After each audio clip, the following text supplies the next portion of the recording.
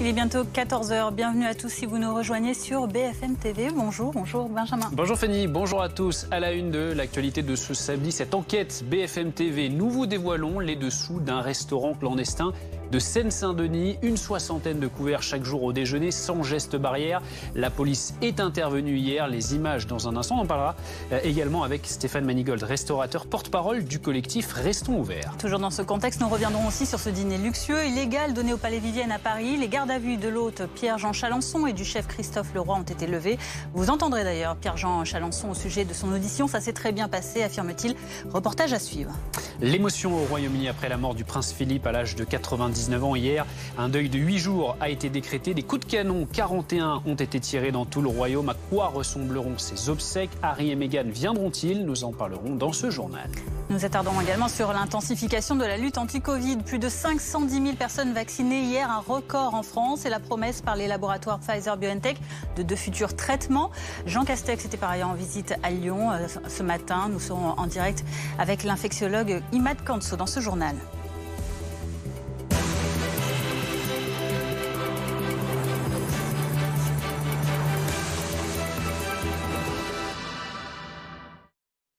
Et on commence donc avec cette enquête des équipes de BFM TV, cette découverte d'un restaurant clandestin à Saint-Ouen, en Seine-Saint-Denis. Plus de 60 personnes attablées en pleine semaine. Après 3 semaines d'enquête, les policiers de Seine-Saint-Denis sont intervenus pour verbaliser ceux qui déjeunaient tranquillement sans aucun respect des gestes barrières. Guillaume Barqui, Raphaël Maillochon et Alexia Prunier. Vu de l'extérieur, c'est un restaurant apparemment fermé. Pourtant, derrière ces murs, la salle est noire de monde. Cadres, chefs d'entreprise, avocats du barreau de Paris. Les assiettes sont bien entamées et en cuisine, les commandes s'enchaînent. À l'heure du déjeuner, ils sont plus d'une soixantaine attablés. Tous rentrent au compte-gouttes par une porte qui donne directement sur l'arrière du bar. Je connais tout le monde. Il n'y a pas eu un cas chez nous. Pas un cas. C'est toujours les mêmes personnes. Pas peur parce que aussi, ça fait un peu famille. C'est pas... des fois on se retrouve entre potes. Seule personne refoulée ce jour-là, le livreur de caisse de champagne. Livré du champagne? Ouais. Combien de bouteilles? Là j'ai une palette, 200 kilos, il doit y avoir 25 cartons, il doit pas réceptionner. Ils vous ont dit quoi? Ils vous ont dit quoi? C'était pas le moment. Et pour cause, quelques minutes plus tard, les policiers s'invitent au déjeuner.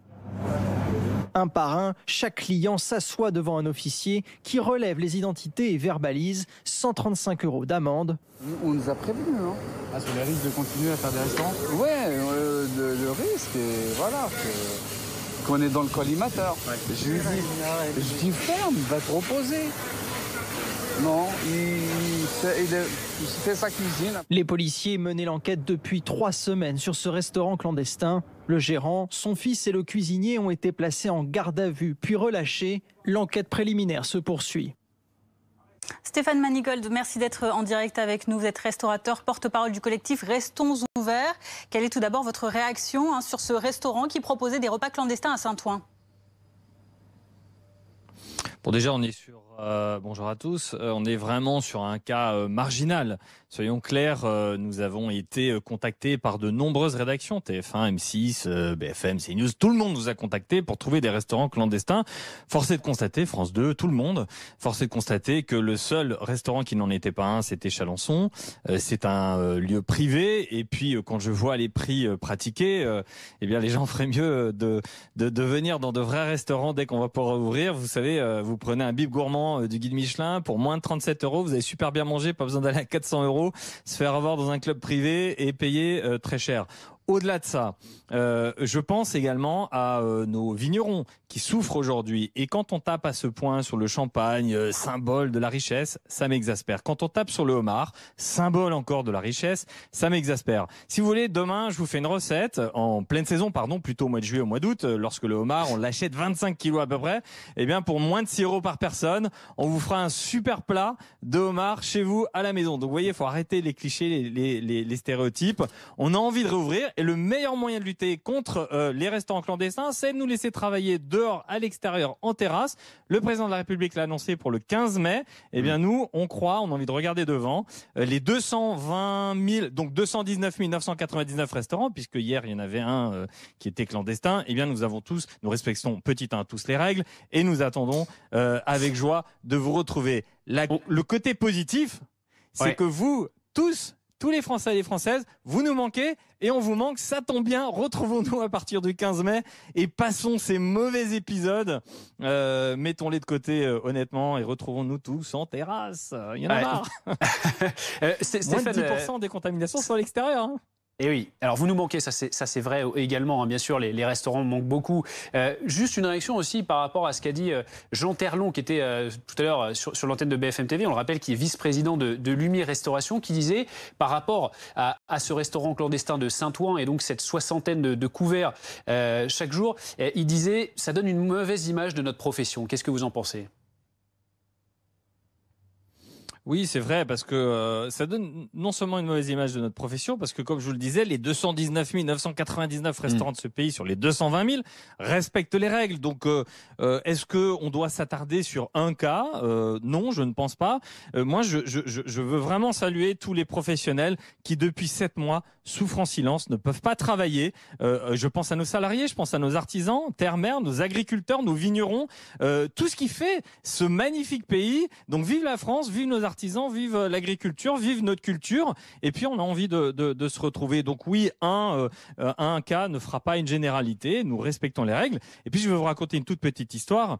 J'ai vu un de mes amis il y a 2 jours qui doit vendre un appartement en France pour aider sa sœur qui est commerçante en Espagne, à Tenerife très exactement, parce que ça fait plus d'1 an qu'il lui envoie entre 3 et 5 000 euros tous les mois. Ils n'arrivent là-bas, ils sont pas aidés. Nous, on a la chance dans ce pays, et il faut le reconnaître depuis le 1er décembre, d'avoir un président de la République qui enfin respecte sa promesse du quoi qu'il en coûte. Nos entreprises sont protégées, tant mieux. Nos salariés sont protégés, tant mieux. Alain Griset et Bruno Le Maire ont fait un travail remarquable. On continue à aider celles et ceux qui sont dans les trous de la raquette. Eh bien, il n'y aura plus aujourd'hui d'entreprises qui seront mises de côté. Voilà, vraiment, je le dis à tous mes amis professionnels restaurateurs, tenons encore quelques jours. Rendez-vous le 15 mai. Ça va être Stéphane Manigold, en attendant le 15 mai, justement, vous l'évoquiez, hein, ces aides que l'on voit sur notre écran, ces aides pour la profession des restaurateurs, notamment avec le chômage partiel, des coûts fixes pris en charge en grande partie par l'État, ou encore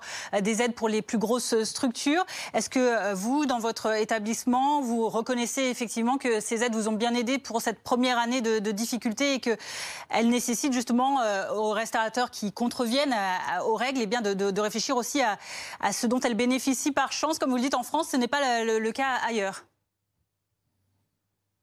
Oui, c'est pas le cas ailleurs, et vous savez, y compris sur votre antenne, on a tapé très fort dès le mois de septembre et d'octobre pour que le président de la République respecte sa promesse du quoi qu'il en coûte. Maintenant qu'il le respecte, merci. Vive la France, vive celles et ceux qui... on est dans un beau pays, il faut vraiment le reconnaître, et on a envie de travailler. On nous empêche de travailler dans notre liberté d'entreprendre pour lutter contre la propagation du virus. Eh bien, l'État, aujourd'hui, répond présent. Et franchement, il faut le saluer. Vous savez, quand un salarié vient vous demander une prime et que vous lui donnez, vous attendez pas à ce qu'il vous insulte à la fin du mois. Donc oui, il faut savoir dire aussi merci. Et l'ensemble de la profession sait le dire. On sait reconnaître que nous, restaurateurs, mais pas que nous. Aujourd'hui, il y a tout le secteur du retail. Je pense à nos amis commerçants qui sont fermés dans toute la France. Eh bien, nous avons, et il faut le reconnaître, eh bien, des dispositifs qui ont mis en place des protections pour protéger l'entreprise, l'emploi de demain et notre écosystème. Juste un mot pour terminer, Stéphane Manigold. Vous aviez évoqué tout à l'heure la date du 15 mai. Le 15 mai, on le rappelle, c'est normalement potentielle réouverture des terrasses. C'est ce qu'a indiqué le chef de l'État. C'est possible? Vous y croyez à cette date? Ah mais non seulement j'y crois, mais le 16, ce sera un samedi. Et on fera un duplex sur ma terrasse. Et on sera ensemble. Et après, vous viendrez boire un coup. Ça va d'autant que c'est mon anniversaire, donc avec plaisir. Les terrasses, moins de 10%. Ah bah magnifique. On boira du champagne et vous verrez que c'est pas que pour les riches. Faut arrêter de les stéréotypes. On boira un joli verre de champagne. Vous ferez une belle initiation parce que j'aime cette région, comme toutes les régions françaises d'ailleurs. Et puis c'est aussi le rayonnement de la France. Arrêtons de taper sur ce qui fait notre fierté. Ouais. Moi j'aime nos artisans, j'aime nos producteurs, j'aime nos artisans terre-mer. Vive la France. On a un patrimoine exceptionnel. N'ayons pas des problèmes de riches en tapant sur ce qui fait notre fierté et l'excellence française. Moi, j'aime nos artisans, nos agriculteurs. J'aime tout ce qui fait ce pays. Et rendez-vous donc le 15 pour les ouvertures et pour vous le 16 pour fêter votre anniversaire. Merci beaucoup Stéphane Manigold. Merci en tout cas, on a bien noté la promesse pour Benjamin notamment le 16 et on l'espère pour tous les restaurateurs le 15 mai, une réouverture possible en terrasse. Merci d'avoir répondu à nos questions Stéphane Manigold, restaurateur, porte-parole du collectif Restons ouverts. On tient tout de même à préciser que ces actes ils ne sont pas si isolés que ça, même s'il y en a peu et c'est bien de le rappeler. En dehors de Saint-Ouen, il y a également un autre établissement qui a été visé par une découverte de restauration clandestine. C'est dans le 19e arrondissement de Paris que ça s'est passé. La préfecture de police a fait part sur Twitter de cette découverte. Cette nuit à Paris, les policiers ont requis pour un tapage nocturne émanant d'un restaurant ont mis un terme à un rassemblement de plus de 110 personnes. Convives verbalisés pour non-respect des mesures sanitaires en vigueur. Organisateurs et gérants interpellés. Ce qui nous amène à cette annonce. Ne manquez pas ce soir, cet après-midi à 17h30 sur BFM TV, notre grand format consacré à la question Covid, repas clandestins et petites tricheries. Une enquête de 25 minutes à suivre donc sur notre antenne. Et on en vient à présent à l'affaire du palais Vivienne. Les gardes à vue ont été levés pour Pierre-Jean Chalençon et Christophe Leroy, soupçonnés, on le rappelle, d'avoir organisé de luxueux repas clandestins. Ça s'est très bien passé, c'était plus une audition qu'autre chose, a déclaré Pierre-Jean Chalençon tout à l'heure au micro de BFM TV. David Dunal, Loïc Gazard, Antoine Chuaton et Anne-Sophie Varmont. Après une journée d'interrogatoire, Pierre-Jean Chalençon sort des locaux de la police judiciaire. Comment ça s'est passé ? Chut. Sa garde à vue et celle du chef cuisinier Christophe Leroy ont été levées. L'une de nos équipes croise le collectionneur ce samedi. Il revient sur cette journée d'interrogatoire. Ils ont été super et c'est vraiment la police sont des gens merveilleux. Et en tout cas, voilà. Ben, tout va très bien, merci en tout cas. Ce sont des gens adorables, ça s'est très bien passé. Et c'était plus une audition qu'autre chose, voilà. Selon le parquet, aucun élément n'indique pour le moment la présence d'un ministre lors de ces dîners. Mais les enquêteurs continuent de soupçonner les deux hommes d'avoir organisé des repas au palais Vivienne à Paris et rue Quentin-Bochard. Devant les enquêteurs, l'avocat du chef cuisinier a mis en avant le caractère privé du lieu de réception en s'appuyant sur une décision du Conseil constitutionnel relative au domicile privé. Les sages ont rappelé que c'était un sanctuaire en domicile et que les réglementations ne pouvaient pas se transposer comme le gouvernement à l'époque et le Parlement l'avaient imaginé. Pour l'avocat du cuisinier, la présence de cartons d'invitation et le caractère payant de ces dîners ne changent en rien la nature des événements. Le paiement d'une somme n'entraîne pas la requalification, à notre sens, de la situation. On restait dans un domicile privé, comme lorsqu'un traiteur vient chez vous. Il ne repart pas sans se faire payer. L'enquête a été ouverte pour travail dissimulé. Les enquêteurs vont essayer de déterminer si ces événements s'apparentent à de la restauration. Les policiers vont devoir vérifier si M. Leroy ou M. Chalençon ont employé des personnes qui sont venues à leur domicile. Et si ces personnes ont été payées et ont été payées en liquide, c'est du travail illégal. Et là, c'est une autre infraction, c'est un autre délit. Dans la semaine, des perquisitions ont été menées au domicile du chef cuisinier Christophe Leroy, mais aussi au palais Vivienne, propriété de Pierre-Jean Chalençon. Rencontré jeudi soir, il nous faisait part de son étonnement. Bon, le problème, c'est que ça prend des proportions totalement surréalistes. Hier matin, des enquêteurs se sont également entretenus avec la gardienne de l'immeuble du palais Vivienne. On en vient à présent à ces hommages au lendemain de la mort du prince Philippe à l'âge de 99 ans. Des salves ont été tirées à midi de canon dans tout le Royaume-Uni en la mémoire du mari de la reine Elisabeth II. 41 coups de canon au total. Image, vous le voyez, tournée ce midi heure locale depuis la Tour de Londres au bord de la Tamise, mais aussi à Édimbourg ou à Cardiff. Dans le pays, tous les drapeaux sont en berne. 8 jours de deuil national ont été décrétés jusqu'aux obsèques. Alex Taylor, bonjour, merci d'être notre invité, journaliste européen.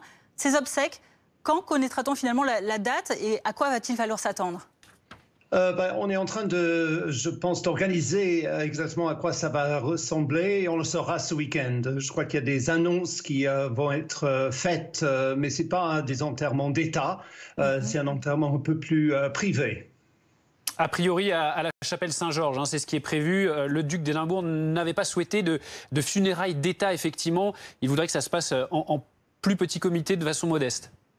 Oui, et d'ailleurs, vous avez parlé des salves tout à l'heure, je regardais ça, c'est vrai que c'est émouvant de les voir pendant quelques secondes, mais pendant que vous regardez, Philippe de Villiers, moi je regardais ces canons, c'est quand même très étrange, et quelque part, je me suis dit, est-ce que c'est vraiment ça qu'il aurait voulu? Parce que c'est un homme qui disait lui-même, « I don't want this faff ». Je ne veux pas tout ce tralala. Et quelque part, hier, je suis venu à BFM TV, mais je dis moi-même, je ne suis pas très monarchique, j'étais un peu sous le choc. Mais aujourd'hui, par exemple, on vient d'avoir les chiffres des émissions de télévision, parce que toutes les télés britanniques ont changé leur programme. Il y avait même le match de foot féminin France-Angleterre qui a été décommandé. Il y avait qu'un bandeau en disant tournez-vous sur la BBC pour le deuil national, mais les chiffres viennent de tomber, 60% de moins d'audience pour toutes les chaînes. Il y a une pétition même qui est sur le site de la BBC où les gens peuvent s'exprimer pour dire non, on veut passer à 24 heures sur 24. Donc je pense qu'on peut regarder ce qui se passe en Grande-Bretagne. Beaucoup de gens comme moi sont assez affectés, mais en même temps, en France, on dit toujours les Britanniques sont sous le deuil, etc. Il y a beaucoup de Britanniques qui trouvent que c'est très triste qu'ils soient partis, que c'est un grand caractère de l'identité nationale, mais qu'il ne faut pas en faire trop non plus, parce qu'il a quand même fait ce qu'on appelle dans le cricket un bon séjour sur le terrain, a good innings, à 99 ans. Alex Taylor, 99 ans, en effet, c'est une bonne partie de son existence.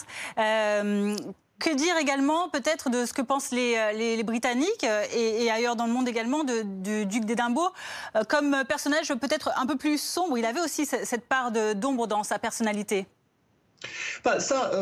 Après vous avoir dit que tous les Britanniques ne sont pas complètement gaga devant la royauté, on dit aussi en France, c'est surtout quelqu'un qui avait des racines on ne peut plus multiples. C'est quelqu'un qu'on ne connaissait pas si bien que ça. Moi, parce que mon téléphone n'a pas arrêté hier, j'étais sur tous les plateaux, parce que dès qu'il y a l'ombre d'une dépêche sur la famille royale anglaise, on appelle tous les Britanniques journalistes à Paris. Donc du coup, j'ai lu beaucoup d'articles et j'ai appris des choses que je ne savais pas. Par exemple, c'est non seulement ses origines grecque, danoise, le fait qu'il a grandi aussi à Saint-Cloud, qu'il parlait couramment français, tout ça je ne savais pas. Et en fait, c'était un homme éminemment européen de par ses racines. Et il y a un extrait d'une interview que j'ai tweetée qui m'a vraiment marqué, où une journaliste de la BBC lui a dit « Mais avec tout ça, vous sentez quoi dans le fond comme identité ?» Et il a dit « Oh je ne me sens rien du tout. I'm here. Je suis là. Et ça suffit. » Il y a une question également qui se pose depuis hier, depuis la mort du prince Philippe, qui concerne Harry et Meghan. Est-ce qu'ils vont venir aux obsèques? Alors, on imagine mal Harry ne pas venir, c'est moins sûr pour Meghan. Écoutez, vous me demandez des confidences, je ne sais pas, on ne me demande pas conseil, surtout à moi, je ne sais pas. Et c'est un peu ce que j'appelle the phenomenon, the crown, justement parce que personne ne sait rien du tout sur ce que pense la reine. Elle n'est pas là pour donner son opinion, ni pour faire état de ses émotions. Elle a fait une fois pour Diana, contrainte et forcée par Tony Blair. Mais justement, personne ne savait, vous savez, je suis obsédé par le Brexit, j'étais sur votre plateau pendant 5 ans pour en parler du Brexit, mais moi je ne sais pas si la reine était pour ou contre, parce qu'elle n'est pas là pour ça, elle n'est pas là pour parler de ses sentiments. Donc on ne sait pas quelle était la relation au sein de cette famille. Et moi par exemple, j'étais un peu fasciné par The Crown, j'ai regardé 2 ou 3 épisodes, mais j'ai vite décroché parce que je me dis, mais comment ils savent tout ça? C'est là la partie qu'ils ont inventée ou c'est là? Et du coup, je trouve que c'est beaucoup moins intéressant, justement parce qu'on ne sait pas. Ça permet à tout le monde de faire des spéculations. J'ai entendu tout et son contraire sur ses rapports avec ses petits-enfants, etc. Mais le fond de la chose, le fond de la force de ce couple, c'était, et la tristesse de cette affaire pour elle, c'est que son époux, c'était la seule personne en qui elle pouvait vraiment se confier à la fin de la journée, quand on se lâche vraiment et quand on dit parfois des horreurs, tout le monde qu'on connaît comme vous et moi, on le fait chaque jour après le travail. Merci beaucoup Alex Taylor. En effet, on le rappelle, c'était son rock, c'est ce que disait la reine Elisabeth du duc d'Édimbourg. Merci beaucoup d'avoir répondu à nos questions aujourd'hui. Dans l'actualité également, Alex Taylor le rappelait tout à l'heure, Philippe de Villiers était l'invité d'Apolline de Malherbe ce midi. À un temps soutien d'Emmanuel Macron, il ne cache plus pourtant sa déception et estime qu'il ne peut pas se représenter en 2022. J'ai du mal à penser qu'Emmanuel Macron puisse se représenter. Il n'en a pas envie ou il ne pourra pas le faire? Il ne pourra pas. Quand vous avez enfermé un peuple pendant 1 an, le peuple s'en souvient. C'est pas un bon souvenir. Quand votre nom est associé à un malheur, vous partez avec le malheur. Cette interview de Philippe de Villiers est à retrouver en intégralité à minuit ce soir sur BFM TV. On en vient à présent à l'épidémie de Covid avec ce déplacement ce matin de Jean Castex à Lyon dans le centre de vaccination du stade Gerland où le Premier ministre a annoncé que les enseignants allaient commencer à être vaccinés sans doute la semaine prochaine, mais uniquement ceux qui travaillent avec des enfants handicapés. Et avant cela, Jean Castex a visité l'hôpital Édouard Herriot. On en parle également durant cette visite. Un réanimateur a notamment fait part de son mécontentement. Nous n'avons pas été écoutés, c'est ce qu'il a dit au Premier ministre. Regardez cette séquence. Et le fait que ce soit déjà la 3e fois, il y a un effet de répétition avec une usure. Et donc de lassitude. Voilà. Puis comme c'était annoncé de longue date, c'est vrai qu'il y a aussi un petit côté, on n'a pas été écouté. Ouais. Et ça, c'est vrai que je pense que c'est ressenti par beaucoup de personnel. Cette sensation qu'on est passé à côté d'une possibilité qu'on avait de freiner peut-être l'épidémie avant d'avoir une 3e vague. Ouais, qui a lieu partout, malgré tout, hein, vous le savez. Oui, tout à fait. Qui a lieu. Thomas Soulier, on a entendu cette interview, cet extrait d'interview, l'exécutif, qui pourtant, encore une fois, est confronté à la colère de certains soignants. Ouais, l'échange est intéressant parce que au fil des mois, au fil des confinements, au fil des couvre-feux, on a parfois collectivement oublié ce désarroi, cette fatigue, cette colère sourde, on vient de l'entendre, de ces soignants, ce réanimateur qui relance un débat qui est au cœur de la crise sanitaire. Est-ce qu'Emmanuel Macron, fin janvier, il a eu tort de ne pas reconfiner? Est-ce qu'il a trop tardé, le chef de l'État? Et on le voit avec une conséquence, peut-être une saturation des hôpitaux. Eh bien, pourquoi aujourd'hui on entend cette réponse de Jean Castex, plutôt embarrassé, qui ne dit pas grand-chose? Car il est en fait réellement embarrassé, Jean Castex. Car lui, il est plutôt d'accord avec ce réanimateur. Il est sur une ligne, on le sait, dure, Jean Castex. Ce débat, reconfinement ou pas, on l'a eu au cœur de l'hiver, avec ce débat au sommet de l'État. Chaque jour non confiné est-il un jour gagné ou un jour perdu? Emmanuel Macron, Jean-Michel Blanquer disait non, il ne faut pas reconfiner parce que c'est un jour gagné pour l'économie, un jour gagné aussi pour les étudiants, les élèves qui peuvent continuer à aller à l'école. De l'autre côté, Jean Castex, mais aussi Olivier Véran disent non, c'est un jour perdu pour le virus. Pour le moment, il est trop tôt pour savoir qui avait raison à ce moment-là. On manque un petit peu aujourd'hui de recul, mais cette décision, plutôt cette non-décision du chef de l'État est très importante au cœur de la crise sanitaire et aussi à double tranchant pour le chef de l'État. Cette décision fin janvier, soit c'était un coup de maître, soit c'était un grand raté de la crise sanitaire. Merci beaucoup Thomas du service politique de BFM TV. Nous sommes en direct avec Imad Kanso. Bonjour. Merci d'être avec nous. Vous êtes infectiologue à l'hôpital Antoine Becler de Clamart dans les Hauts-de-Seine. Tout d'abord un point sur la situation actuellement, notamment dans votre hôpital. Est-ce que vous constatez les premiers effets des mesures qui ont été prises ou pas du tout? Alors en fait, en termes de salles de réanimation, l'effet ne se fait pas encore sentir. Et ça, tout le monde le savait. Il fallait attendre quand même un peu pour à peu près 2 semaines, 10 jours pour voir les effets sur l'occupation des lits de réanimation. Donc c'est ça le plus dur en réalité. Il y a un décalage, comme vous le savez.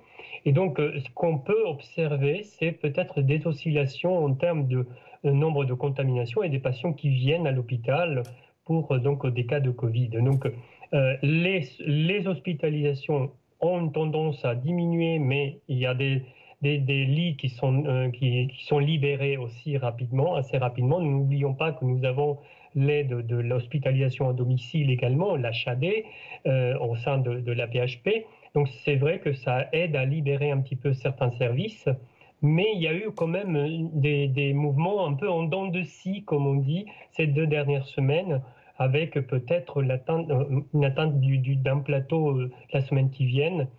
C'est pas sûr, mais c'est à peu près les prédictions qui ont été annoncées.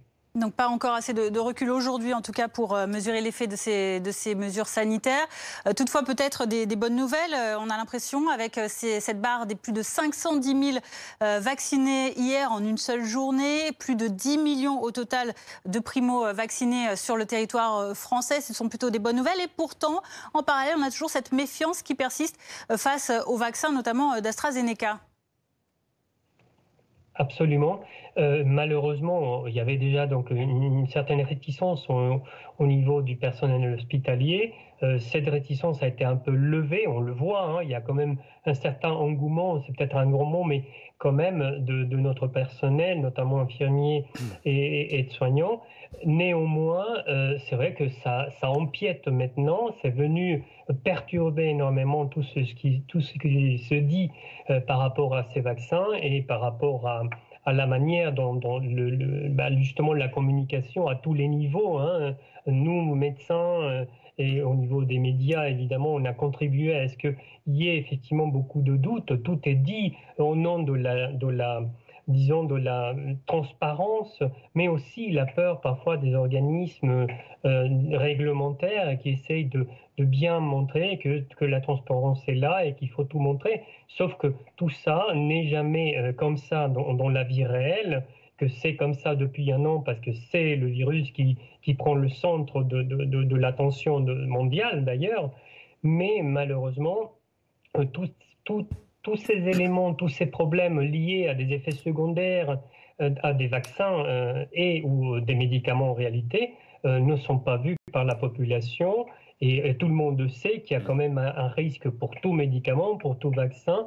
Et donc là, il y a eu une focalisation assez pernicieuse, assez nocive par rapport à un vaccin, alors que les autres vaccins donnent aussi des effets secondaires, que leur efficacité est quand même assez importante. Après, on ne nous laisse pas évaluer chaque élément important, et donc tout le monde s'empare sans connaissance, malheureusement, parce qu'il faut des filtres pour la population, et tout le monde s'empare des débats, alors que malheureusement, on n'est pas tous à même de pouvoir juger si un vaccin peut être appliqué à une telle population ou à une autre. Donc il y a des exemples très pertinents, mais malheureusement, tout le monde s'empare de ces débats-là. Donc je ne dis pas qu'il ne faille pas communiquer, mais il faut quand même laisser faire confiance aux autorités médicales, aux autorités sanitaires.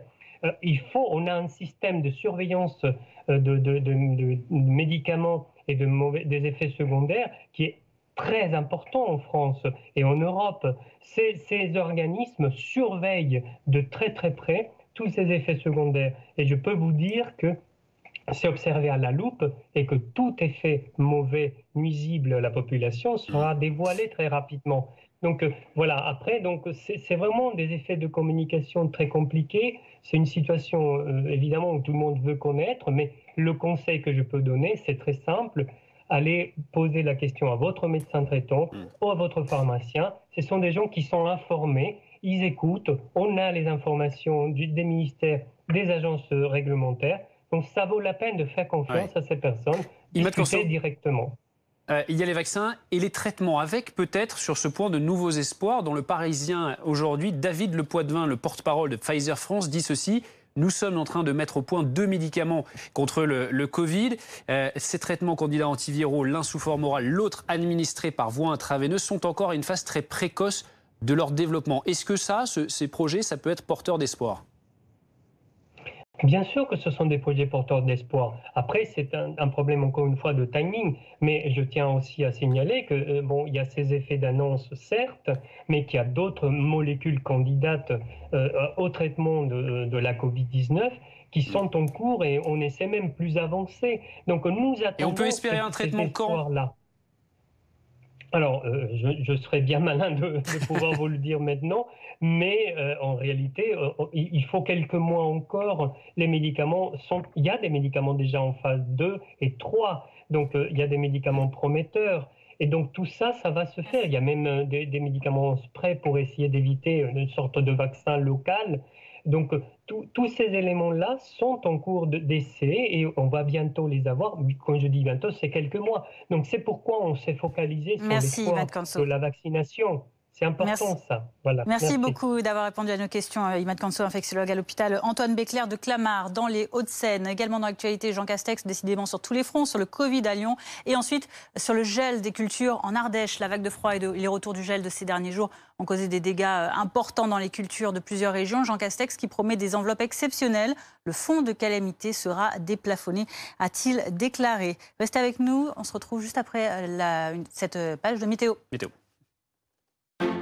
Regardez la météo avec Wurtmodif, le spécialiste des vêtements professionnels.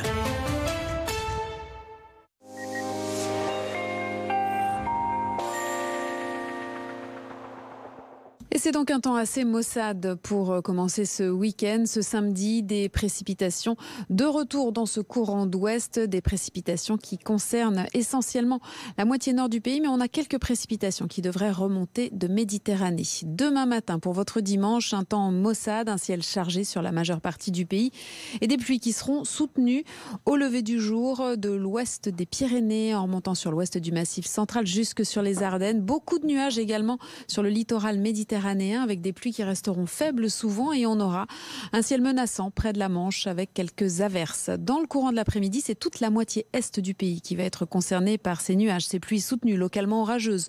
De la neige sur les reliefs des Pyrénées et des Alpes.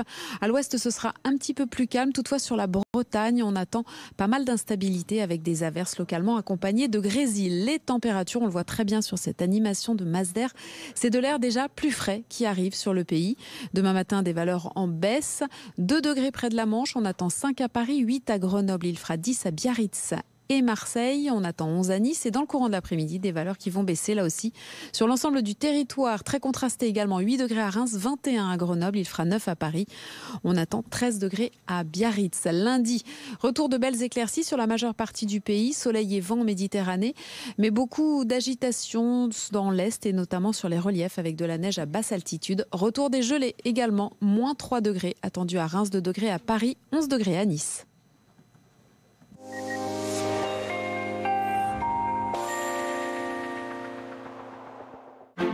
Vous avez regardé la météo avec Wurtmodif, le spécialiste des vêtements professionnels. Bientôt 14h30 à la une de l'actualité. Aujourd'hui, c'est 8 jours de deuil national décrété au Royaume-Uni après la mort hier du prince Philippe. Ce midi, une salve de 41 coups de canon a été lancée en hommage au duc d'Édimbourg. Honneur militaire à Londres, mais aussi à Belfast, Édimbourg ou encore Gibraltar. Nous serons en direct dans ce journal avec notre correspondante à Londres, Laura Calmus. L'épidémie de Covid. Jean Castex était en déplacement à Lyon ce matin, notamment au vaccinodrome du stade Gerland. Dès la semaine prochaine, les personnels de l'éducation nationale de plus de 50 ans qui ont en charge des enfants en situation de handicap pourront se faire vacciner. C'est ce qu'a notamment indiqué le Premier ministre. Après les vaccins, des traitements contre le Covid-19, c'est en tout cas la promesse des laboratoires Pfizer-BioNTech, des remèdes antiviraux, pourtant uniquement en phase de test actuellement. Que peut-on en attendre? Nous en parlerons avec le professeur Djilani Hannan sur notre plateau. Et puis une équipe de BFM TV a pu assister à une descente policière dans un restaurant clandestin de Saint-Ouen en Seine-Saint-Denis. Les policiers ont enquêté depuis 3 semaines sur cet établissement. Une 60aine de repas étaient servis chaque jour. Ce sont donc 8 jours de deuil national qui ont été décrétés au Royaume-Uni, qui poursuit ses hommages au prince Philippe, décédé hier au château de Windsor à 99 ans. Drapeau en berne, recueillement populaire devant le château de Windsor ou encore le palais de Buckingham. Des minutes de silence également dans les matchs de foot. Et puis ces 41 coups de canon tirés en mer depuis les navires de la Royal Navy en l'honneur notamment de la carrière militaire du duc d'Édimbourg. Ces salves qui ont été tirées notamment aussi à Belfast, à Édimbourg, encore à Gibraltar. Laura Calmus, vous êtes à Londres. Notre correspondante BFM TV, la question des obsèques désormais de l'époux de la reine se pose. Le prince consort, on le sait, n'avait pas souhaité de funérailles d'État. Ce sont donc des obsèques en petit comité qui auront lieu. Est-ce qu'on en sait plus sur la date ou sur la forme de cette cérémonie ?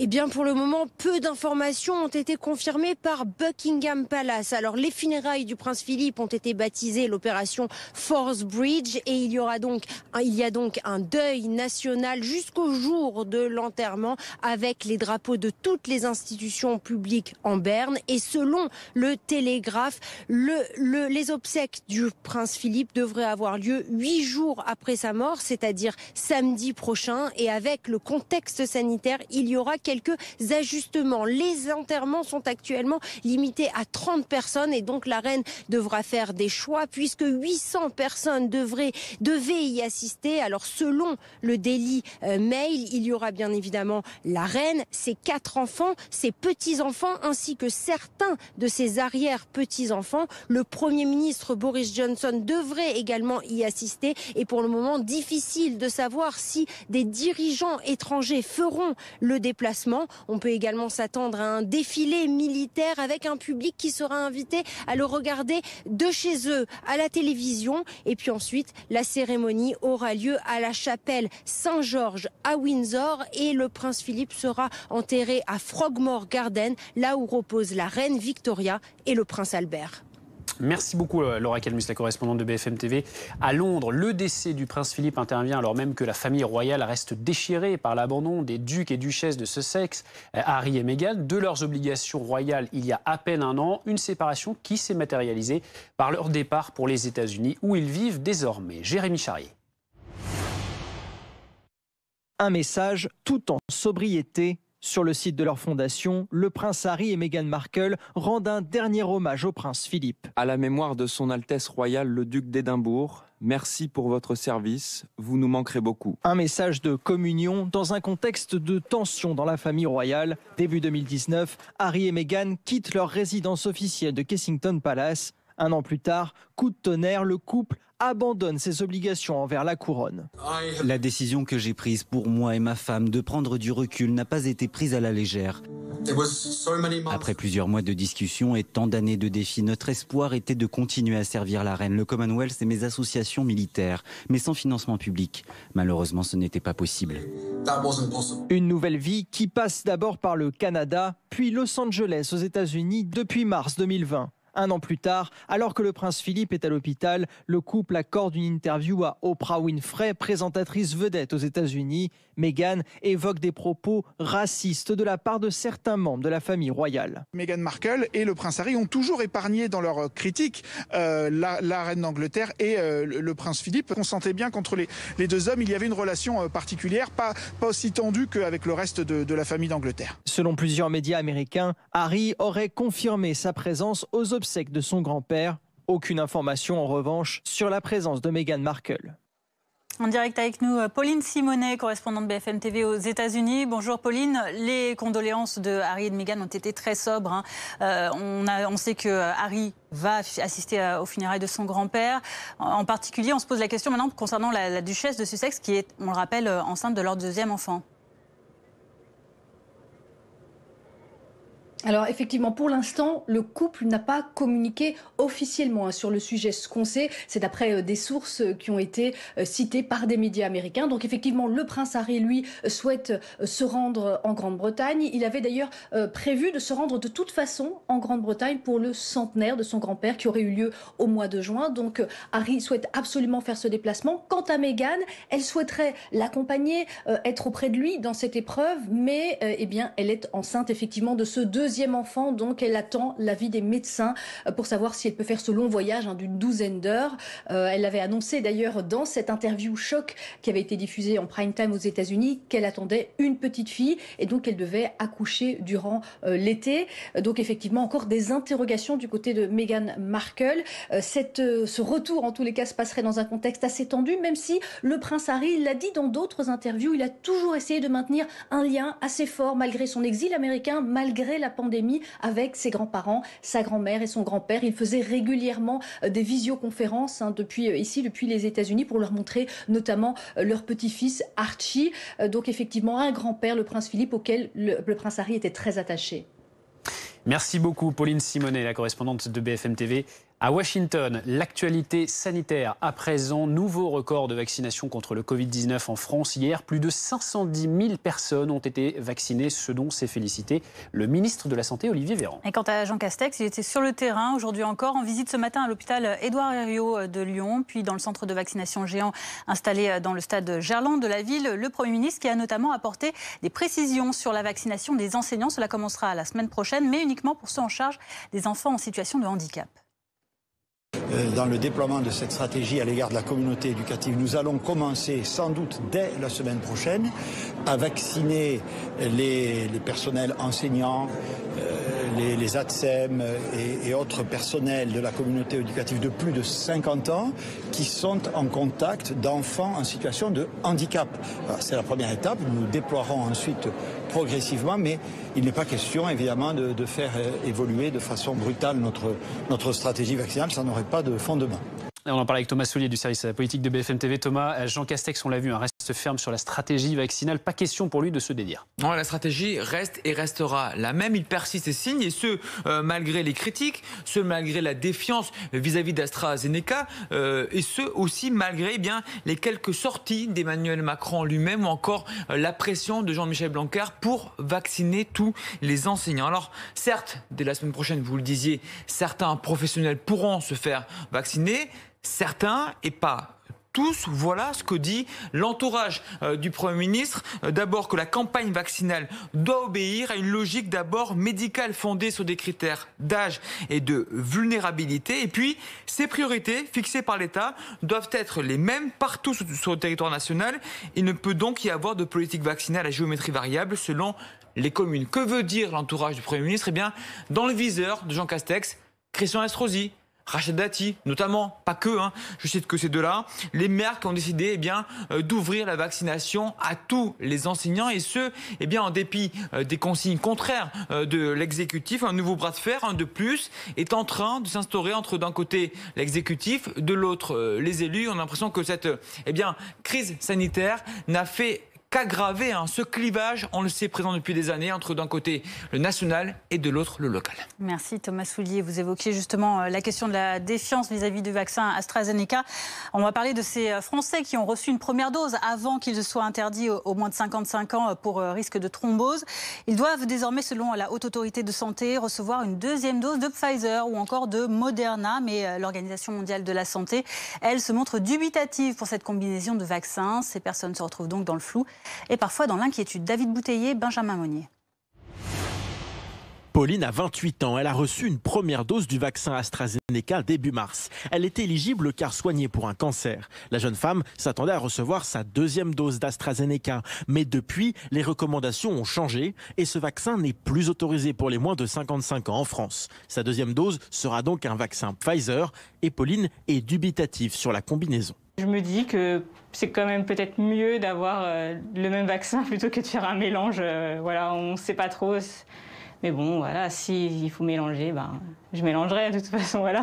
Sa mère Nicole est préoccupée par ce changement de vaccin. Faire un mélange de vaccins à 9 semaines d'intervalle, est-ce que on n'a rien qui nous prouve que c'est bien ou pas bien, quoi. Est-ce qui prouve que dans 6 mois, on nous dise pas, il fallait surtout pas mélanger parce que, voilà, ça apporte des maladies, ça apporte des... On ne sait pas. Cette médecin vaccine avec l'AstraZeneca dans son cabinet. Elle va conseiller à certains patients d'utiliser le vaccin Pfizer pour leur deuxième dose. Il y a des phénomènes de thrombose, mais qui sont beaucoup plus rares. Et comme on sait déjà en France, on va avoir beaucoup plus de doses du Pfizer que de l'AstraZeneca. Donc je crois qu'on n'aura pas de problème de disponibilité pour les vacciner avec un deuxième type de vaccin. Déconseillé pour les personnes de moins de 55 ans, le vaccin AstraZeneca ne doit également plus être utilisé en Moselle, en Guyane, à Mayotte et à La Réunion, selon la Haute Autorité de Santé, car ce vaccin est moins efficace contre le variant sud-africain, plus présent dans ces territoires. Avec nous en direct, le professeur Djily Ali Hannan. Bonjour professeur, merci d'être avec nous. On rappelle que vous êtes chef du service de réanimation à l'hôpital Raymond Poincaré de Garches. Concernant ce vaccin AstraZeneca, pour les moins de 50 ans, l'OMS ne veut pas recommander une seconde dose d'un vaccin différent. La France compte le faire. Que dire aux Français qui avaient donc déjà une certaine défiance envers ce vaccin suédo-britannique ?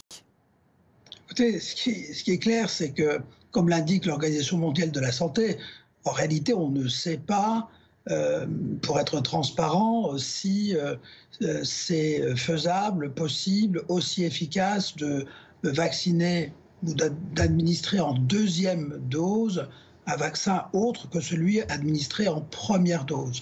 Donc autrement dit, de vacciner par le Pfizer ou le Moderna quelqu'un qui aurait reçu l'AstraZeneca en première dose. Moi, je regrette simplement qu'on ait créé de la défiance inutilement à l'égard du vaccin AstraZeneca et donc on se retrouve dans une situation complexe pour les gens et c'est regrettable. Alors, on prend note que vous citez les conclusions de l'OMS, mais alors que penser du coup de la décision de la Haute Autorité Sanitaire qui, en France, donc, estime que des patients qui ont reçu une première injection d'AstraZeneca pourront recevoir un autre vaccin ensuite pour la deuxième dose? Écoutez, moi je regrette la décision de la Haute Autorité de Santé qui, je crois, se fonde sur les mêmes données que les données de l'Organisation mondiale de la santé, et donc encore une fois d'aboutir à partir des mêmes données à des recommandations qui sont différentes, voire contradictoires. Je pense que c'est regrettable en matière de communication vaccinale. Ça ne donc fait pour vous, c'est la Haute Autorité de Santé qui a tort? Bon, en tout cas, je trouve regrettable que la Haute Autorité de Santé ne suive pas les recommandations de l'OMS. Un mot concernant ce qu'a annoncé aujourd'hui Jean Castex sur la vaccination des enseignants. On a compris que ce ne serait donc pas pour la semaine prochaine pour tous les enseignants, mais pour ceux qui sont en charge d'enfants en situation de handicap. Qu'est-ce que vous pensez de la stratégie du gouvernement pour la vaccination ? Écoutez, là encore, je trouve que c'est regrettable. Enfin, les doses sont présentes et on vaccine à un rythme très soutenu en France, c'est une très bonne chose. On est en période de vacances scolaires, c'est le moment idéal pour vacciner les enseignants de façon à ce qu'effectivement, très rapidement, ils soient protégés par la vaccination et que du coup, on soit dans une situation où la réouverture des classes s'accompagne de quasiment plus aucun risque de reprise épidémique. Alors, il y a un quatrième vaccin qui doit arriver sur le sol français, celui des laboratoires Johnson & Johnson. Il a été autorisé, il n'est pas encore mis en place, mis en service. Et pourtant, 4 cas de thrombose aux États-Unis, 1 en test clinique, 3 chez des vaccinés. Le régulateur européen enquête. Que penser de ces nouveaux cas de coagulation sanguine avec cet autre vaccin ? Écoutez, bon, d'abord, ils ne sont pas si étonnants que ça. N'oublions pas que la maladie elle-même, le virus lui-même, la Covid-19, est un facteur qui favorise les phénomènes thrombotiques. Donc la vaccination consiste à reproduire, à mimer le virus pour déclencher nos défenses immunitaires. Donc que cela s'accompagne d'une augmentation des phénomènes thrombotiques, ce n'est donc pas surprenant. Maintenant, encore une fois, la prévalence, c'est-à-dire le nombre de cas par rapport au nombre total de personnes qui sont vaccinées, reste très faible par rapport à plein d'autres médicaments, encore une fois. Donc je crois que le bénéfice-risque, comme l'a répété à plusieurs reprises l'OMS ou l'Agence européenne du médicament, est très en faveur de la vaccination. Alors on parle beaucoup vaccins, c'est normal, mais depuis la polémique autour de l'hydroxychloroquine, on a un peu oublié finalement la recherche des traitements contre le Covid-19. Et aujourd'hui, le laboratoire Pfizer-BioNTech a communiqué dans la presse, dans le Parisien, via son porte-parole français. Voici ce qu'il nous dit. Nous sommes en train de mettre au point 2 médicaments contre le Covid-19. Le laboratoire Pfizer-BioNTech a communiqué donc sur ce point. Ces traitements candidats antiviraux, l'un sous forme orale, l'autre administré par voie intraveineuse, sont encore à une phase très précoce de leur développement. C'est une bonne chose, selon vous, professeur Djilali Hannan. On va peut-être vers un traitement, et si oui, est-ce qu'on peut prétendre l'avoir prochainement ? En tout état de cause, oui. D'abord, ça souligne encore une fois à quel point la recherche reste très soutenue pour développer le plus possible de traitements vis-à-vis de la Covid-19 et en particulier de traitements qui agissent précocement avant que le virus n'engendre de dégâts dans l'organisme. C'est la vaccination bien sûr, mais ce sont ces anticorps monoclonaux qui visent donc à empêcher le virus de rentrer dans nos cellules.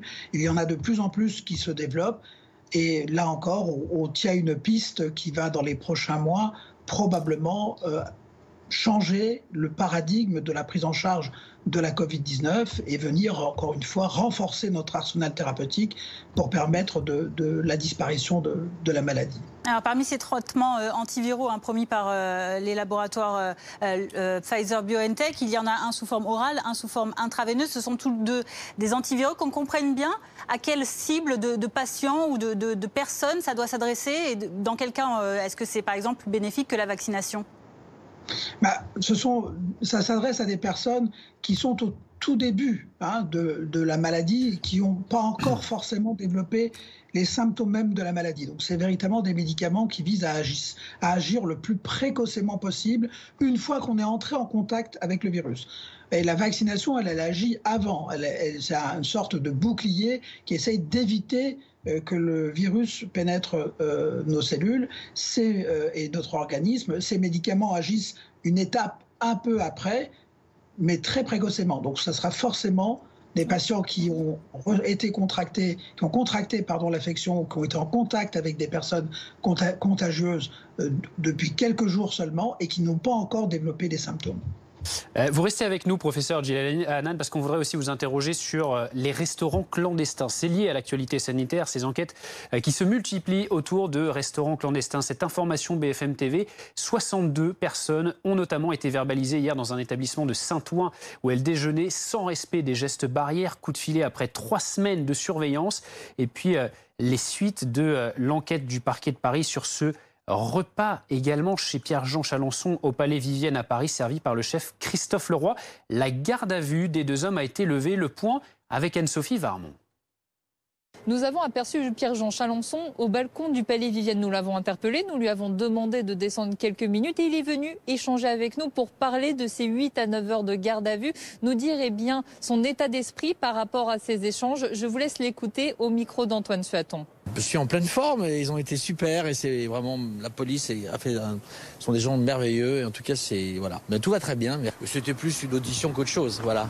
Si la garde à vue est levée, ça ne veut pas dire que l'enquête est déterminée. Cette enquête, en fait, elle va être sur 2 axes. Tout d'abord, savoir s'il y a eu du travail dissimulé, c'est-à-dire savoir s'il y a eu des déclarations faites pour ces repas et ces événements. Alors dans ce cadre-là, des perquisitions ont été menées, notamment au Palais Vivienne et également au domicile de Christophe Leroy, le chef de cuisine. Et lors de ces perquisitions, la comptabilité de Christophe Leroy a été récupérée par les enquêteurs. Autre axe, je vous le disais, c'est au niveau de la mise en danger de la vie d'autrui, tout simplement parce que sur des images, on voit ces convives invités par Pierre-Jean Chalençon et Christophe Leroy qui ne portent pas de masque. Il faut donc savoir s'il y a eu mise en danger de la vie d'autrui lors de ces événements. Professeur Djilali Hannan, on a vu ces restaurants clandestins, ces repas illégaux sans respect de gestes barrières. Que dire à ces contrevenants aujourd'hui? Alors, on le rappelle, et les restaurateurs eux-mêmes le disent, la plupart, la grande majorité, l'écrasante majorité respectent les contraintes sanitaires aujourd'hui. Mais que font courir comme risque aux Français ce genre de personnes avec ces pratiques illégales? Encore une fois, moi j'ai envie de leur dire, écoutez, on est tous dans la même équipe et on a tous le même objectif, c'est se débarrasser du virus. Et donc il faut, pour qu'on y arrive, à ce que tout le monde pédale dans le même sens. Et là, très clairement, si l'on contrevient au fait que les restaurants ne sont pas aujourd'hui autorisés, c'est bien parce qu'ils représentent encore malheureusement une source importante de contamination entre les personnes. Et donc, dès lors qu'on enfreint cette règle-là, on s'expose soi-même d'abord, et ensuite on expose d'autres personnes au risque de contracter la maladie, au risque de faire une forme grave de la maladie, au risque malheureusement de décéder de la maladie. Donc oui, il y a une mise en danger d'autrui lorsque l'on fait ce genre de réunion où l'on ne respecte pas volontairement les gestes barrières. Donc là, il y a quelque chose qui est condamnable parce que, encore une fois, c'est aller contre finalement l'action collective qu'on est en train de mener pour se débarrasser du virus à un moment charnière. Enfin, la vaccination est en train de décoller. Enfin, on se rapproche petit à petit, mais sûrement, de la protection vaccinale collective, et ce n'est pas le moment de mettre des obstacles supplémentaires, ce n'est pas le moment de mettre des pots de banane sur lesquels on va tous glisser. Merci beaucoup, professeur Djilali Hannan. Je rappelle que vous êtes chef du service de réanimation à l'hôpital Raymond Poincaré de Garches. Concernant ces restaurants clandestins, ce sont des escroqueries minoritaires selon de nombreux professionnels de la restauration, mais qui ternissent leur image alors même que les restaurateurs bénéficient d'aides financières de l'État pour traverser la crise. C'est ce que rappelle le vice-président de l'Union des métiers et des industries de l'hôtellerie. Écoutez. L'État fait le nécessaire pour nous maintenir en vie, pour que la reprise se fasse le plus facilement possible, ou au moins le moins durement possible. Donc, si ces gens-là ouvrent, il faudrait trouver les raisons pour lesquelles ils s'amusent à enfreindre la loi. Soit ce sont des restaurateurs qui ne sont pas déjà très intéressants en termes de prestations. Aujourd'hui, avec les aides qui sont apportées aux restaurateurs, il n'y a aucune raison d'ouvrir, si ce n'est qu'il y a d'autres raisons qu'il faudrait quand même creuser pour savoir pourquoi ils s'amusent à enfreindre la loi. L'occasion justement de vous les rappeler, ces aides aux professionnels de l'hôtellerie et de la restauration. Tout d'abord, il y a le fonds de solidarité jusqu'à 10 000 € par mois ou une indemnisation à hauteur de 20% du chiffre d'affaires mensuel de référence. Il y a aussi le chômage partiel. Et puis pour les plus grosses structures également, il y a la prise en charge d'une grande partie des coûts fixes des établissements dont le chiffre d'affaires est supérieur à 1 million d'euros. Ne manquez pas dans ce contexte ce soir l'enquête de BFM TV sur ces repas clandestins et autres petites tricheries pour contourner les contraintes sanitaires. Un grand format à voir sur BFM TV à 17h30. On a vu que Jean Castex était tout à l'heure à Lyon pour parler notamment Covid et vaccination. Autre déplacement du Premier ministre aujourd'hui en Auvergne-Rhône-Alpes auprès de viticulteurs frappés par l'épisode exceptionnel de gel de ces derniers jours et qui ont perdu leur production. Accompagné des ministres Julien Denormandie et Olivier Dussopt, Jean Castex a visité un vignoble à Annonay en Ardèche. Le chef du gouvernement qui promet aux agriculteurs affectés par les intempéries la mise en place d'un fonds de calamité agricole avec des enveloppes exceptionnelles. Les détails d'Anthony Lebos pour BFM TV. Ce sont des pans entiers de notre territoire qui ont été touchés. Ce sont les mots du Premier ministre Jean Castex qui est venu en Ardèche ici pour constater de lui-même les dégâts du gel sur les cultures. Il a rencontré Jérôme, un arboriculteur, qui a fondu en larmes en évoquant ces vergers détruits dans la nuit du 7 au 8 avril avec des températures extrêmement basses, moins 5 degrés. Il a perdu 100% de sa récolte. Je n'avais jamais vu ça. C'est toute l'année qui est fichue, nous a-t-il confié. C'est une crise historique parce que selon la Fédération départementale des syndicats agricoles de l'Ardèche, il y aurait environ 90% de pertes pour les cerises, 95% de pertes pour les abricots. Un désespoir, un désarroi auquel Jean Castex, le Premier ministre, a dû répondre. Il promet des aides massives. Écoutez-le. Nous allons évidemment réagir et agir. Nous avons commencé de le faire. Le ministre de l'Agriculture a sans délai engagé le dispositif de calamités agricoles dont je vous annonce qu'il sera déplafonné. Nous allons utiliser également tous les moyens dont nous disposons en pareilles circonstances, notamment par rapport aux charges. Nous allons également réunir les banquiers, les assureurs et l'ensemble évidemment des acteurs qui vont pouvoir être mobilisés pour faire face à cette situation. Mais j'ai d'ores et déjà le sentiment qu'il nous faudra aller au-delà. L'État assumera les responsabilités qui sont les siennes et je me félicite par ailleurs des interventions annoncées de leur côté par les collectivités territoriales. Le Premier ministre qui promet donc d'aller au-delà des dispositifs actuels car des centaines de milliers d'hectares ont été touchés. L'Association des régions de France réclame par ailleurs la création d'un fonds d'urgence dédié pour pallier les pertes abyssales car selon les syndicats agricoles, le risque cette année est qu'il n'y ait pas de récolte et que de nombreuses exploitations disparaissent. Un coup d'œil justement sur la météo avec Sandra Larue. Regardez la météo avec Wurtmodif, le spécialiste des vêtements professionnels.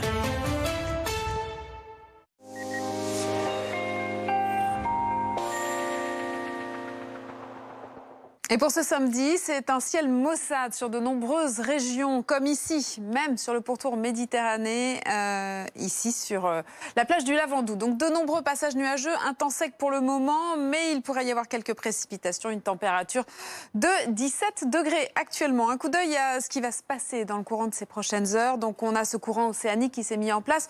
Ces précipitations donc sur les régions du nord qui circulent actuellement, et puis ces autres précipitations qui remontent actuellement Méditerranée et qui vont concerner le pourtour méditerranéen. Demain matin, on va retrouver encore un temps bien maussade pour ce dimanche.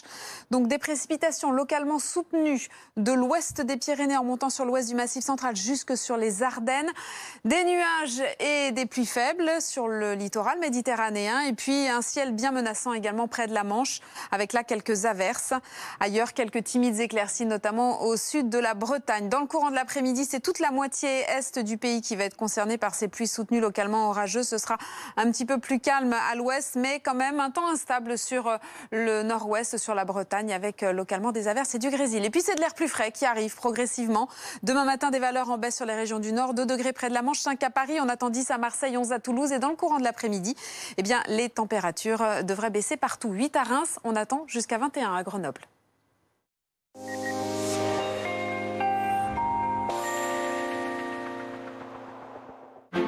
Vous avez regardé la météo avec Wurtmodif, le spécialiste des vêtements professionnels. Ce week-end, gros plan sur ces entreprises qui font bouger les marchés. De par les caractéristiques de son économie, préserver elle-même les entreprises. TPE, PME, start-up, l'actualité business. Ce week-end sur BFM TV. Regardez votre chronique avec Lexus, gamme hybride et 100% électrique. L'éveil des sens.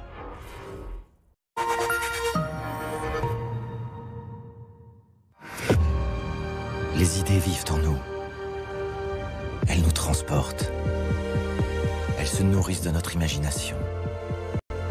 Puis, elles doivent être partagées pour améliorer le monde, le rendre plus incroyable. Ce sont ces idées qui construisent le futur. Nouvelle Audi RS e-tron GT 100% électrique. Le futur nous anime. Audi. Ice Viking, pêcheur du Grand Nord, ce soir à 21h05 sur RMC Découverte. Problème de store? Appelez Reparstore. Trouvez le centre le plus proche de chez vous sur reparstore.com. Devis gratuit et intervention rapide. Problème de store? Appelez Reparstore. AutoHero, achetez votre voiture d'occasion facilement en ligne. Découvrez une sélection de voitures garanties. Parcourez l'offre en détail et visitez l'intérieur comme si vous y étiez. Convaincu? Vous commandez. AutoHero livre gratuitement. Et vous êtes couvert avec le retour sans frais sous 14 jours. AutoHero, achetez votre voiture facilement en ligne. Arsène Lupin. De l'aiguille creuse à la demeure mystérieuse, redécouvrez les aventures du célèbre gentleman cambrioleur en édition collector. Partez sur les traces du héros de Maurice Leblanc et constituez-vous une collection unique avec des ouvrages de grande qualité à la reliure soignée. Le numéro 1 Arsène Lupin gentleman cambrioleur, 3,99 € seulement. Vendezvotrevoiture.fr. Combien vaut votre voiture? Entrez simplement les informations de votre voiture sur vendezvotrevoiture.fr et recevez le prix de vente en ligne. Vraiment facile, rapide et sûr, je recommande sans hésiter. Pour la reprise, prenez un rendez-vous sûr et sans contact. Allez maintenant sur www.vendezvotrevoiture.fr.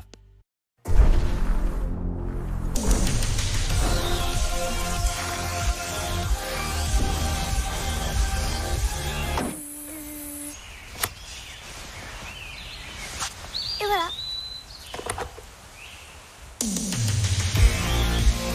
Nouveau ID4, le SUV 100% électrique. Découvrez-le dès maintenant à partir de 249 € par mois. Rien ne vous retient. Volkswagen.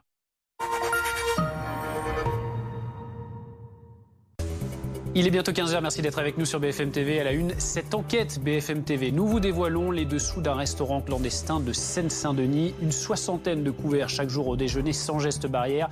La police est intervenue hier. Les images dans un instant, on en parlera avec notre invité Alain Fontaine, gérant du Mesturet à Paris et président de l'association des maîtres restaurateurs. Nous reviendrons également sur ce dîner luxueux, illégalement donné au Palais Vivienne à Paris. Les gardes à vue de l'hôte Pierre-Jean Chalençon et du chef Christophe Leroy ont été levés. Vous entendrez dans ce journal Pierre-Jean Chalençon au sujet de son audition. Ça s'est très bien passé, affirme-t-il. Reportage à suivre.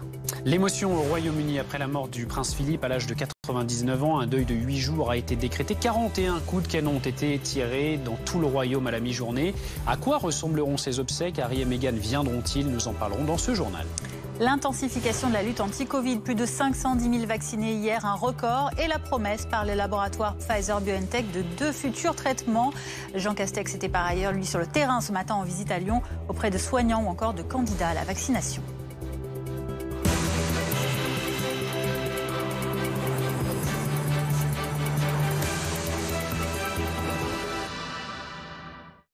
On commence donc avec cette enquête des équipes de BFM TV, cette découverte d'un restaurant clandestin à Saint-Ouen. Plus de 60 personnes attablées en pleine semaine. Après 3 semaines d'enquête, les policiers de Seine-Saint-Denis sont intervenus pour verbaliser ceux qui y déjeunaient tranquillement, sans aucun respect des gestes barrières. Guillaume Barqui, Raphaël Maillochon et Alexia Prunier. Vu de l'extérieur, c'est un restaurant apparemment fermé. Devant la porte, une ardoise avec la liste de plats et une mention « Nos plats à emporter ». Pourtant, notre journaliste observe des allées et venues. Toutes les 10 minutes, il y a des gens qui arrivent, qui sont déposés en taxi avec des berlines assez luxueuses ou qui arrivent à pied dans ce restaurant. Voilà ce qui m'intrigue et je décide de rester devant. Après avoir constaté ces allées et venues, notre journaliste assiste à l'arrivée de policiers. Ils entrent dans l'établissement par une porte située sur le côté. À l'intérieur, les policiers découvrent une salle remplie. Une dizaine de tables sont installées. Certains clients finissent timidement leur assiette. Toutes les personnes sont assises sans masque, sans distanciation sociale. 62 personnes sont à l'intérieur de ce restaurant. Il y a même une serveuse qui déambule parmi les clients pour leur proposer le menu, pour leur servir de l'alcool, des boissons fraîches. Alors là, sur ces images, les clients ont remis le masque puisque les policiers de la police judiciaire ont figé la scène, ont demandé à tous ces clients de remettre leur masque. En cuisine, certains plats étaient prêts à être servis, comme ces taboulés et ces couteaux. L'établissement fonctionne comme en temps normal. Il y a même des bons de commande pour chaque table avec le nom des plats commandés, des entrecôtes, des escalopes ou encore un foie gras. Les bacs de préparation sont tous remplis. Les clients, eux, ne semblent pas réaliser les risques de contamination. Je connais tout le monde. Il n'y a pas eu un cas chez nous. Pas un cas. C'est toujours les mêmes personnes. Pas peur parce que aussi, ça fait un peu famille. C'est pas... des fois, on se retrouve entre potes. Dans ce restaurant, les personnes attablées sont des cadres, des chefs d'entreprise et des avocats du barreau de Paris. Un par un, chaque client doit s'asseoir en face d'un officier qui relève les identités et verbalise 135 € d'amende. On nous a prévenus, non ? Sur les risques de continuer à faire des restaurants ? Ouais, le risque, et voilà. Qu'on est dans le collimateur. Ouais. Je dis ferme, va te reposer. Non, il fait sa cuisine. Seule personne refoulée ce jour-là, le livreur de caisse de champagne. Livrer du champagne ? Ouais. Combien de bouteilles ? Là j'ai une palette, 200 kilos, il doit y avoir 25 cartons, qui ne veulent pas réceptionner. Ils vous ont dit quoi ? Ils vous ont dit quoi ? C'était pas le moment. Les policiers menaient l'enquête depuis 3 semaines sur ce restaurant clandestin. Le gérant du restaurant, son fils et le cuisinier ont été placés en garde à vue puis relâchés. L'enquête préliminaire se poursuit. Avec nous, Alain Fontaine, en direct sur BFM TV. Bonjour, vous êtes gérant du Mesturé à Paris et président de l'association des maîtres restaurateurs. Votre réaction tout d'abord sur ce restaurant qui proposait ses repas clandestins à Saint-Ouen ? Bonjour. Écoutez, si ce n'était pas vrai, on pourrait penser que c'est de la fiction et que ça nous rappelle le passé, avec ses bons de commande et tout ça. Mais c'est apparemment la vérité. Je crois que c'est un gros problème qui n'est pas seul, malheureusement, on le sait bien. Pourquoi a-t-il fait ça ? Un problème de modèle économique, un problème de fonds de solidarité qui ne touche pas, on n'en sait rien. Ce que je sais, moi, c'est que ça entache profondément tout le travail qui a été fait par les syndicats et Monsieur le maire et Monsieur Griset pour mettre en sécurité la quasi, je dis bien, et mes mots sont importants, la quasi-totalité de la restauration. C'est-à-dire qu'on est couvert avec un bouclier économique et social qui est sûrement l'un des plus pertinents du monde. J'ai dit quasi-totalité parce qu'il reste effectivement, je dirais, quelques restaurants qui n'arrivent pas pour des raisons économiques ou autres, des problèmes de structure juridique, à toucher ces aides. Est-ce que c'était son cas ? Je n'en sais rien.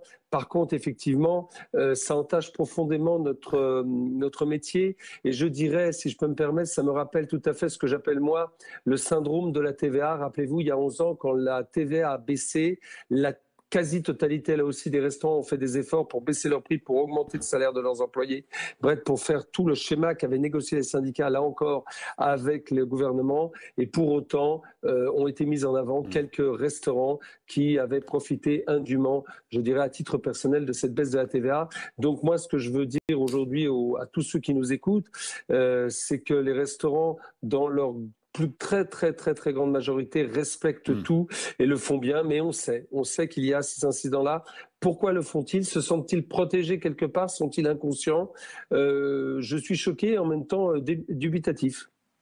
Vous évoquiez à l'instant, Alain Fontaine, les aides. Effectivement, il y a beaucoup d'aides pour les restaurateurs en France. On va peut-être les revoir à l'écran, avec notamment le fonds de solidarité, le chômage partiel et les coûts fixes pour les grosses structures. On est un des seuls pays, voire le seul, à avoir autant d'aides pour les restaurateurs. Tout à fait. C'est important. Pourquoi? Parce que je pense que au courant octobre-novembre, et grâce à la poussée des différents collectifs, groupes de travail, associations dont je fais partie, qui ont ramené les informations aux syndicats, qui sont les seuls à pouvoir négocier avec le gouvernement, eh bien, je crois que le gouvernement a pris la mesure de la casse à venir dans les restaurants. Et donc, il a mis haut la barre. Et il faut s'en féliciter, je crois, haut la barre des aides qui vont permettre de sauver une grande partie de la restauration. Mais comme je vous l'ai dit tout à l'heure, il restera entre 10 et 15% de casse, avec des drames humains derrière, avec des ventes à vil prix de restaurants où les gens ont passé toute une vie de passion dedans et qu'ils espéraient peut-être avec cette vente faire la retraite. Bref, vous allez avoir de la casse et ça va avoir des drames humains, mais ça se fera dans le temps. Ces aides nous ont permis de tenir, et je vais vous donner un autre chiffre. Sur Paris, par exemple, on est en ouverture de dossiers de liquidation judiciaire à moins 38% par rapport aux années précédentes, par rapport à l'année précédente. Moins 38%. C'est pour vous dire qu'on est couvert pour l'instant et que malheureusement, il faut s'y attendre. La casse se fera après, mais sur fin 2021, 2022. On ne la verra pas tout de suite. Mais moins 38%, ça veut dire à quel point nous sommes couverts et que les gens, effectivement, évitent d'ouvrir des dossiers de liquidation judiciaire. C'est important à savoir. Oui, c'est important à savoir et c'est bien de rappeler cette note plutôt positive. Croyez-vous également, Alain Fontaine, à ce qu'a laissé entendre Emmanuel Macron, à savoir une potentielle réouverture des terrasses à partir de la mi-mai? J'y crois énormément. Vous savez, j'ai l'habitude de dire que je crois encore au Père Noël. Donc je crois aussi en cela. Il faut que ça se fasse, on en a besoin. On en a besoin pour, pas seulement pour faire du chiffre d'affaires ou ouvrir le tiroir caisse, c'est pas là le débat. Le débat, c'est on en a besoin parce qu'on a besoin de travailler. Pour certains d'entre nous, c'est notre métier depuis 45 ans. Nos petits producteurs, à la FMR, on travaille beaucoup avec les petits producteurs. Ils nous attendent parce que des fois, ils ont mis leurs œufs, c'est le moment de dire, leurs œufs dans le même panier, c'est-à-dire qu'ils travaillaient qu'avec la restauration. Les viticulteurs aussi. Il y a toute une chaîne derrière nous. Et puis, bien sûr, nos employés qui sont malheureusement au chômage partiel, et certains en souffrent, et j'en connais qui en souffrent même beaucoup. Et puis, vous avez aussi tout ce monde qui gravite autour de nous, les extras. Les extras, on n'est pas là. Et eux, les extras sont les mal lotis du schéma parce qu'ils ont été oubliés. Ils ont été un peu rattrapés après, mais ils ont été oubliés dans le chômage partiel au départ. Et puis, bien sûr, les étudiants. N'oubliez pas que nous sommes un job d'été, un job d'étudiants. Alors, oui, il faut rouvrir parce que vous avez plein de gens qui attendent cette réouverture.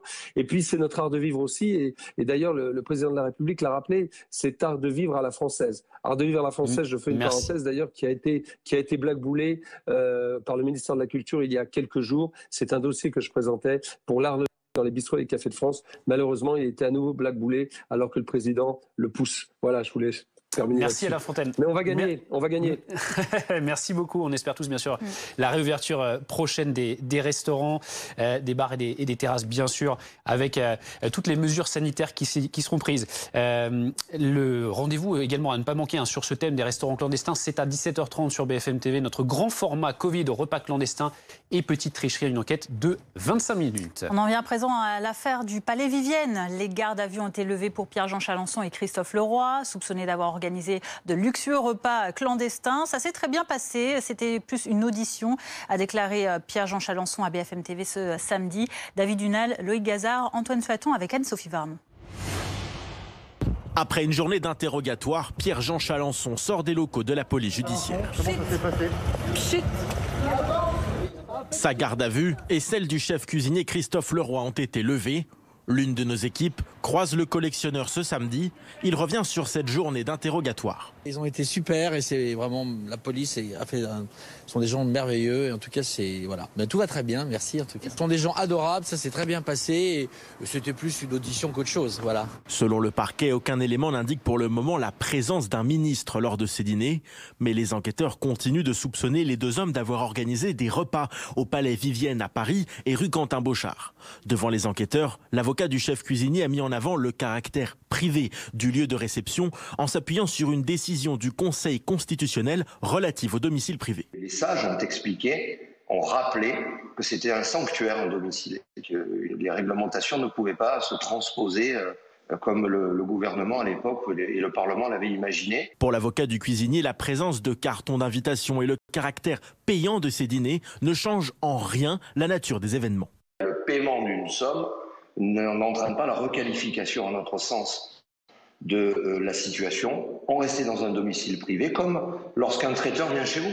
Il ne repart pas sans se faire payer. Lequête a été ouverte pour travail dissimulé. Les enquêteurs vont essayer de déterminer si ces événements s'apparentent à de la restauration.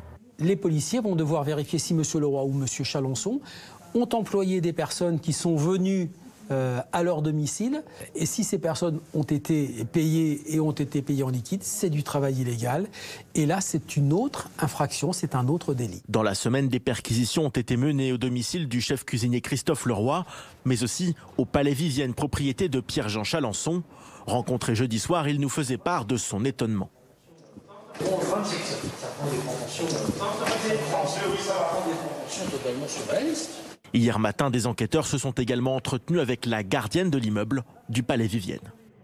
Dans l'actualité également, les hommages au lendemain de la mort du prince Philippe à l'âge de 99 ans. Des salves de tir ont été tirées à midi dans tout le Royaume-Uni en la mémoire du mari de la reine Elisabeth II. 41 coups de canon au total. Image ici, vous le voyez, depuis la tour de Londres au bord de la Tamise, mais aussi à Édimbourg ou encore à Cardiff dans le pays. Tous les drapeaux sont en berne. 8 jours de deuil national ont été décrété jusqu'aux obsèques. Bonjour Denis McShane, merci d'être avec nous. Vous êtes ancien ministre des Affaires européennes de Tony Blair.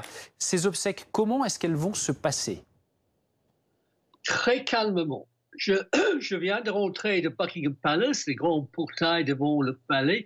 Il n'y a presque personne là. Normalement, il y avait plus de gens dans les supermarchés tout près pour faire leurs courses pour le week-end.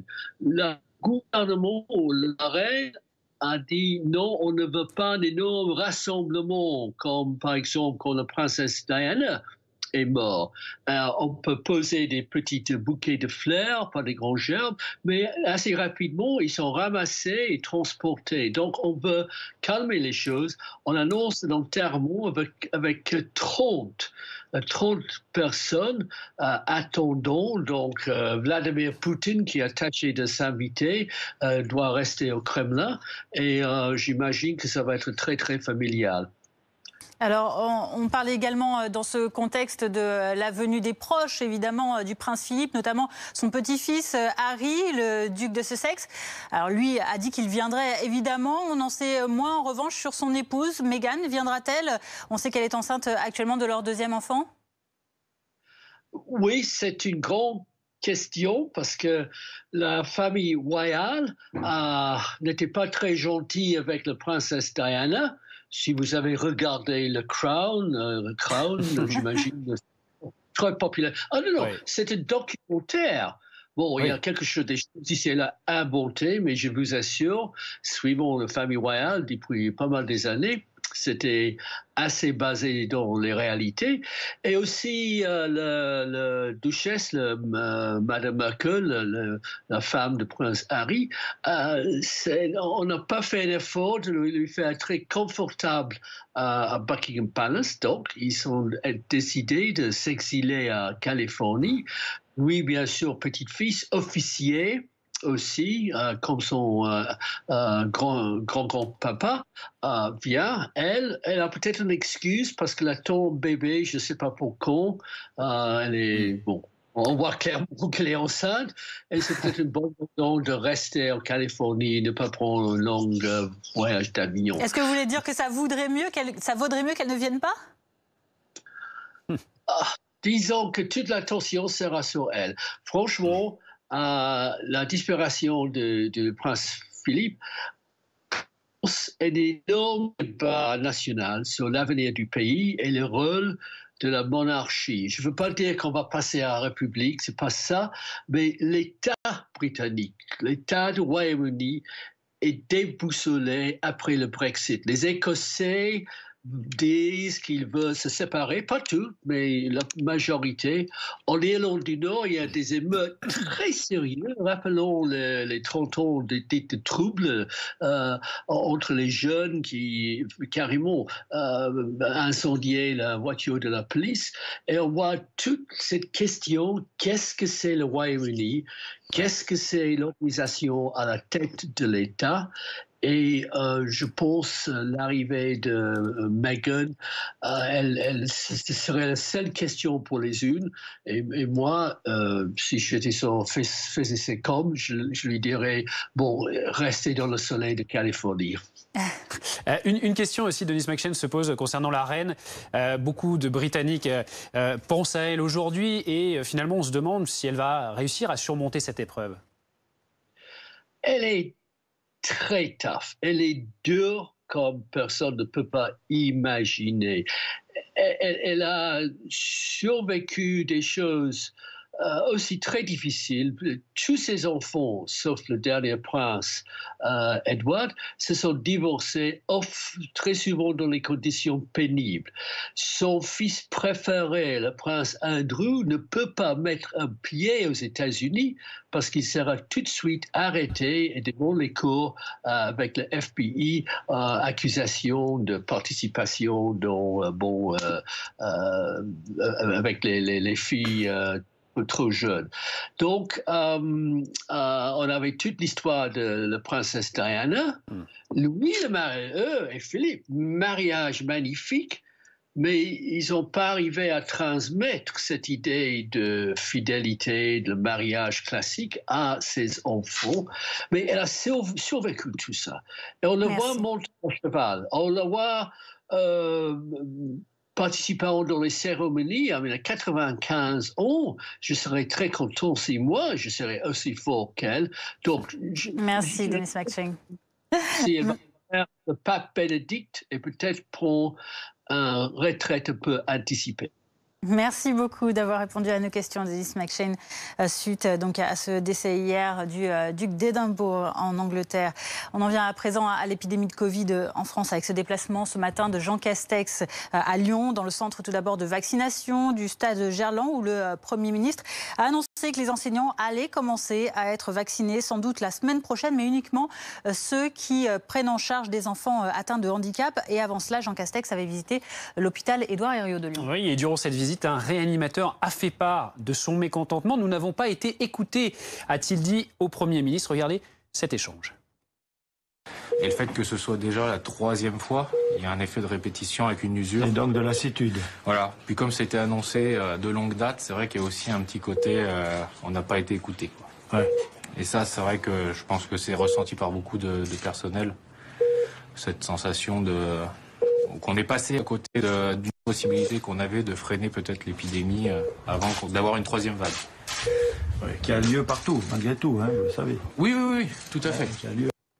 Thomas Soulier, on a entendu cette interview, cet extrait d'interview, l'exécutif, qui pourtant, encore une fois, est confronté à la colère de certains soignants. Ouais, l'échange est intéressant parce que au fil des mois, au fil des confinements, au fil des couvre-feux, on a parfois collectivement oublié ce désarroi, cette fatigue, cette colère sourde, on vient de l'entendre, de ces soignants, ce réanimateur qui relance un débat qui est au cœur de la crise sanitaire. Est-ce qu'Emmanuel Macron, fin janvier, il a eu tort de ne pas reconfiner? Est-ce qu'il a trop tardé, le chef de l'État? Et on le voit avec une conséquence, peut-être une saturation des hôpitaux. Eh bien, pourquoi aujourd'hui on entend cette réponse de Jean Castex, plutôt embarrassé, qui ne dit pas grand-chose? Car il est en fait réellement embarrassé, Jean Castex. Car lui, il est plutôt d'accord avec ce réanimateur. Il est sur une ligne, on le sait, dure, Jean Castex. Ce débat, reconfinement ou pas, on l'a eu au cœur de l'hiver, avec ce débat au sommet de l'État. Chaque jour non confiné confiné est-il un jour gagné ou un jour perdu? Emmanuel Macron, Jean-Michel Blanquer disait non, il ne faut pas reconfiner parce que c'est un jour gagné pour l'économie, un jour gagné aussi pour les étudiants, les élèves qui peuvent continuer à aller à l'école. De l'autre côté, Jean Castex, mais aussi Olivier Véran disent non, c'est un jour perdu pour le virus. Pour le moment, il est trop tôt pour savoir qui avait raison à ce moment-là.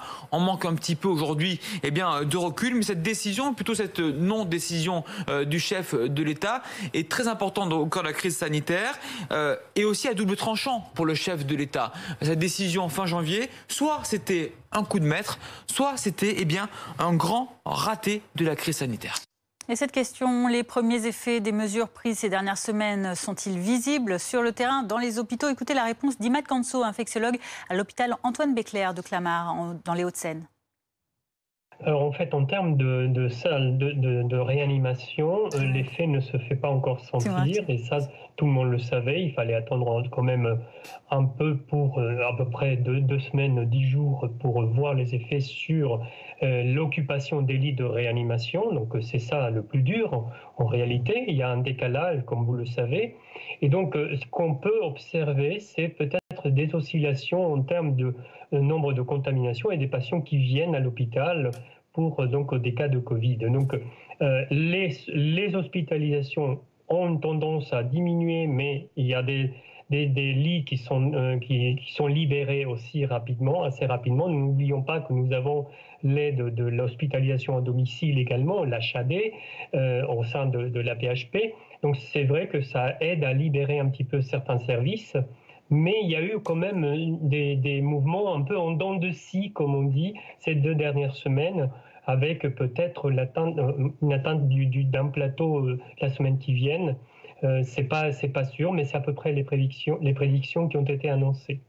Jean Castex sur tous les fronts, on l'a vu sur le Covid à Lyon il y a quelques instants, et ensuite sur le gel des cultures en Ardèche. La vague de froid et le retour du gel de ces derniers jours ont causé des dégâts importants dans les cultures de plusieurs régions. Jean Castex qui promet des enveloppes exceptionnelles. Le fonds des calamités sera lui déplafonné. 15h23, restez avec nous dans un instant, nous reviendrons sur les obsèques attendues du prince Philippe au Royaume-Uni. Un jour après son décès, 8 jours de deuil national ont été décrétés dans le pays. 41 coups de canon ont été tirés à la mi-journée pour honorer l'époux de la reine Elisabeth II. Nous serons sur place dans un instant, à tout de suite.